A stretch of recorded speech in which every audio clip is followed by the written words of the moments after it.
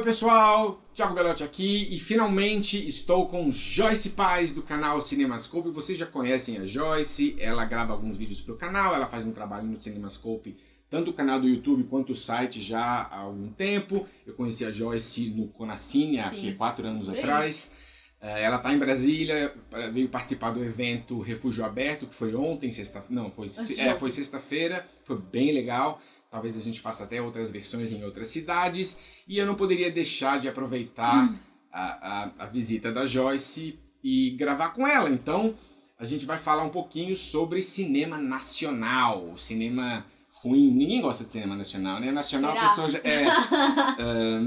a Joyce é uma especialista em cinema nacional. Ela já, inclusive, está realizando um documentário. Sim. Enfim, quem não conhece o canal da Joyce, o Cinemascope TV, o link está na descrição. E, bom, vamos começar o bate-papo com a pergunta que não quer calar. Por que existe tanto... só um adendo. Eu vou tentar não interromper a Joyce. Toda vez que eu faço uma collab, as pessoas me criticam por interromper o convidado ou a convidada. Então, dessa vez, eu vou me policiar. Se eu interromper, saibam que não é de má fé.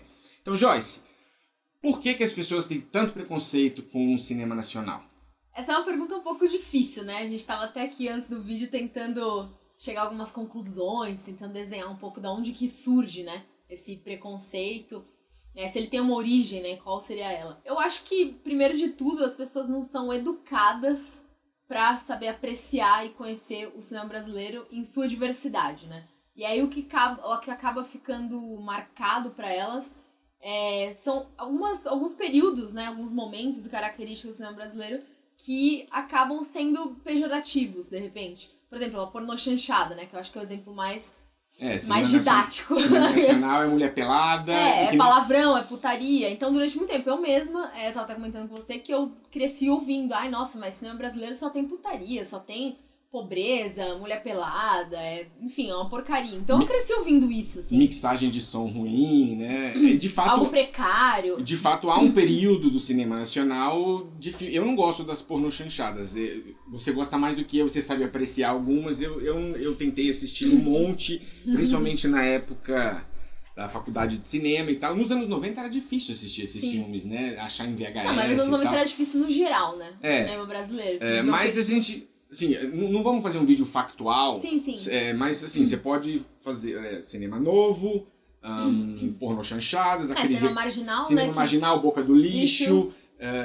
Pornochanchadas, aí a crise econômica dos anos 80, que quebrou o cinema, Fernando Collor. Fechou Embrafilmes, né? E aí a retomada. Sim. E aí quando o cinema começa a ficar empolgante de novo, até tecnicamente mais impressionante.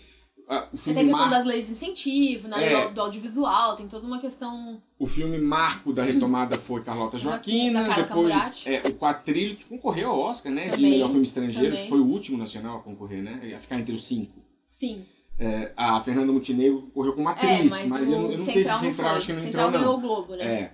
E depois também tinha, naquela época, o Terras Estrangeiras, de Walter Salles. Eu sempre gosto de pensar em Lamarca como talvez o precursor. Antes de Carlota, eu gostei muito de Lamarca com Paulo Betti, né? Tem o Baile Perfumado, também do Lírio Ferreira. E aí o cinema melhorou, de fato, bastante. Mas não o suficiente para tirar esse estigma do público, né? De filme nacional não. E uma das coisas que a gente vai tentar discutir, ou tentar entender, ou refletir sobre se é possível reverter essa mitologia que fica na cabeça das pessoas, essa preguiça inerente do filme nacional. Porque ele melhorou bastante, a gente não tem mais aquela mixagem horrorosa, né? Inclusive, uma prova disso é que os filmes brasileiros estão competindo em pé de igualdade nos principais festivais de cinema do mundo, né? E ganhando muitos Cannes, prêmios. todo ano tem filme brasileiro, Berlim, Veneza... Então é um cinema que tem cada vez mais ganhado prestígio internacionalmente, inclusive, né? Talvez parte do problema seja esse, porque há filmes belíssimos, muito prestigiados lá fora, ganham prêmios lá fora, mas poucos chegam de fato às salas de cinema. Se você procurar, você ainda acha. Eu trabalho com crítica de cinema. Sim. E às vezes eu vejo, sei lá, o Pablo Vilaça tweetando sobre um filme e eu não faço ideia, que filme é esse? Onde que eu acho isso, entendeu? E, de fato, muitos não chegam ao Brasil, né? O filme é premiado em Berlim, passa no Festival de São Paulo, Festival do Rio, Festival de Brasília. Mas quem não é um frequentador assíduo, um consumidor de festivais mostra, vai encontrar esse filme. Quem vai no shopping não vai achar esse filme. Esses dias eu tava olhando no Parque Shopping de Brasília, que tem acho que 8 salas, não tinha um nacional. Então, até por exemplo, na época que Bingo tava com possibilidades de entrar, já era o indicado nacional, acho que ele até teve um relançamento. Você não via, aqui em Brasília, Pier 21, Park Shopping, não estava passando. O público não recebe esses filmes com a frequência que deveria. Sim, porque tem esse gargalo de distribuição, né, que é outro ponto importante aqui, né, que eu acho que a gente tem que... Esse é parte do problema, porque Sim. A qualidade dos filmes... Hoje em dia os filmes não devem nada, por exemplo, ao cinema argentino. Bom, talvez um pouquinho, eu acho o cinema argentino um pouquinho mais refinado. Se bem que, se a gente pegar, sei lá, os nossos 10 melhores filmes e os 10 melhores filmes argentinos, aí é pau a pau. Sim. Só que a gente faz as globochanchadas e eles têm menos globochanchadas, então isso diminui um pouco a qualidade do nosso cinema. Mas não chega pro público. Isso é um problema ainda seríssimo e que não parece que vai mudar. O que você acha? E tem então, é o que a gente estava discutindo. Tem alguns países que implementam algumas políticas de proteção, né? Algumas leis protecionistas, assim, do produto interno deles, né? Do cinema deles. A França, acho que é um exemplo ótimo disso, né? Que eles têm uma política bem agressiva, né? De protecionismo ao cinema francês. Inclusive, a gente tá no pleno festival de Cannes agora aqui.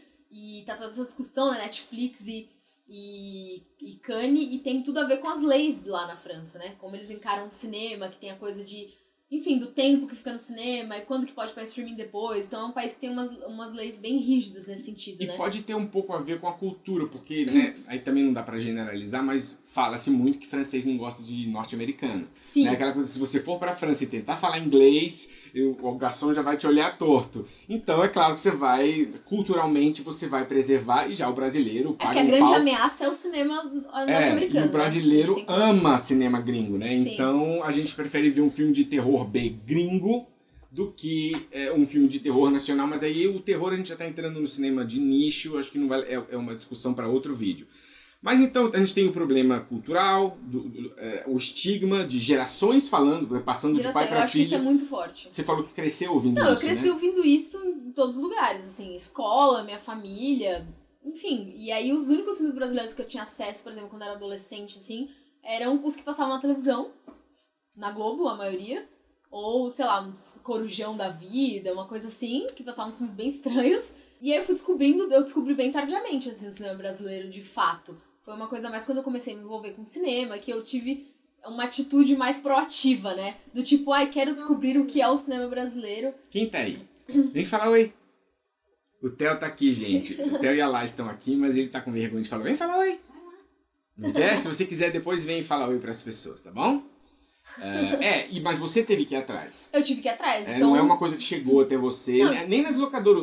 Outra piada que o Pablo faz muito, que a gente comentou até no Refúgio, na época que as locadoras ainda existiam, o filme nacional era visto como um subgênero, né? Tinha ação, ficção científica, terror nacional. Sim. E aí a pessoa... Isso culturalmente também reforça o estigma de que ele é um subgênero e não gostar de filme nacional é que nem não gostar de comédia romântica. Sendo que não é. O filme nacional tem todos esses subgêneros, embora o cinema nacional não se aventure tanto quanto deveria é drama e comédia, basicamente. A gente vê pouca ficção científica. Policial, né? Policial tem. Só um pouquinho, gente. Oi! Vem falar oi! Quem tem filho pequeno vai ter que passar por essas coisas. Filha, vem cá, a gente tá gravando. Quer falar oi? Fala oi! Fala oi, galera! Eu vim aqui enquanto meu pai gravava. Manda um tchau pro pessoal. Fala tchau, galera. Tá com vergonha, né? Pai, Oi. a mamãe sabe que você tá gravando. E vocês estão fazendo o que aqui, seus bagunceiros? Vamos lá, deixa o papai gravar. Vem cá, seus bagunceiros. Pegando esse exemplo da locadora, fica até a questão. Será que falta uma identidade para o cinema brasileiro? E também, será que é necessário uma identidade? Porque certos, por exemplo, filme cubano, você bate o olho e você sabe que é cubano, também tem muita política envolvido. Sim. Filme sérvio, você sabe que é sérvio. Até o cinema francês. Cinema russo. O cinema russo é muito particular. Então, há cinemas que você identifica... a sua nacionalidade de maneira mais clara. O cinema nacional, ele flerta com... Há muitos filmes que imitam Hollywood, por exemplo, mas por outro lado as pessoas reclamam quando o cinema nacional retrata demais o sertão ou as favelas, ou que tem cara de novela. Eu não sei se é negativo o cinema nacional não ter uma identidade e falar cinema... não, esse filme é nacional por causa disso. É bom ele espalhar os gêneros e o tipo de linguagem, mas por outro lado fica a impressão de que o público vê como um subgênero desagradável.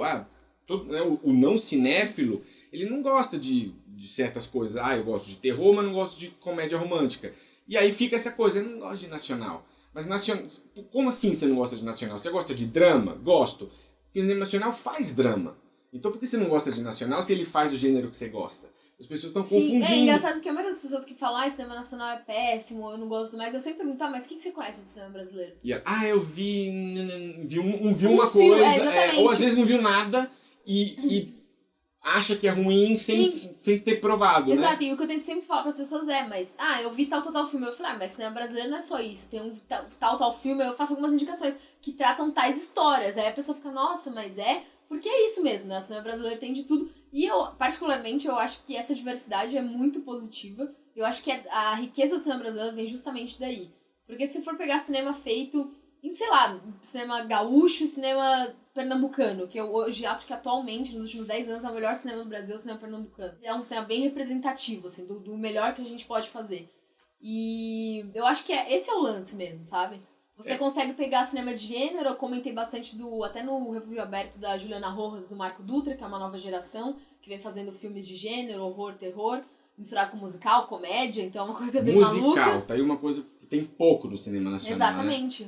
Né? E eu acho que o que me atrai no cinema brasileiro é justamente essa diversidade, sabe? Eu consigo me identificar de várias maneiras, com várias regiões, que não necessariamente é onde eu vivo, onde eu moro, é meu lugar, enfim, minha vida, e eu consigo, enfim... Mas você vê realmente essa diversidade de gênero no cinema nacional? Você não acha que ainda é pouco, assim, a maneira como a gente explora o próprio musical, ou o próprio horror, que tem muito pouco? Sim. Ou de repente até a ficção científica se faz pouquíssimo no Brasil. Não, de gênero eu acho que tem pouca diversidade, mas eu acho que... E por que será isso? Isso é uma coisa... Porque no Brasil, como não existe uma Paramount Pictures ou uma Warner Brothers, o filme precisa se pagar. Se ele não se pagar, ele é um prejuízo enorme e não tem uma empresa privada que vai arcar com esse prejuízo. Então a impressão que me passa sempre é que eles tentam garantir o sucesso do filme. E o que vende? Um dramão policial, ou um dramão sobre a dificuldade que é viver no sertão, ou uma comédia... Ou sem biografia, né? Que faz muito sucesso no Brasil. Docudramas, né? Tipo Elis, tipo o próprio Bingo, mas aí Bingo... Dois Filhos de Francisco, tem uma série de... Ou é isso, de uma figura icônica do país, ou as Globochanchadas, que são, né? Que são os filmes que o pessoal mais assiste. Tipo, eu não gosto muito de cinema nacional, mas eu vi, sei lá, Torrica 7 e adorei. Aí você fala, então você tá vendo o filme errado. Mas por que isso? Que a gente... Tem uma amiga minha que ela fala uma coisa que... Ela é jornalista também, ela fala uma coisa que eu fiquei muito pensando, assim. Que ela fala, o problema do cinema brasileiro é que o cinema brasileiro é um cinema de temas e não de personagens. E eu acho que isso tem muito a ver com o que a gente tá falando do cinema argentino. E ela fez até um paralelo, assim, com o cinema italiano, o cinema francês e tudo mais.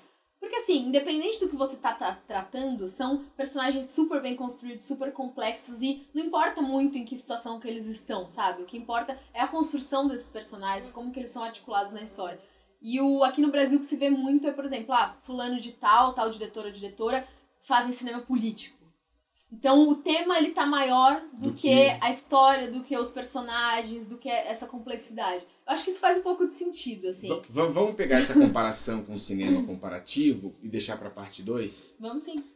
A gente vai dividir em 2, pessoal. Um vídeo vai pro meu canal, um vídeo vai pro canal dela. Vamos fechar aqui então, vamos deixar o pessoal querendo mais. A gente vai postar os 2 vídeos simultaneamente.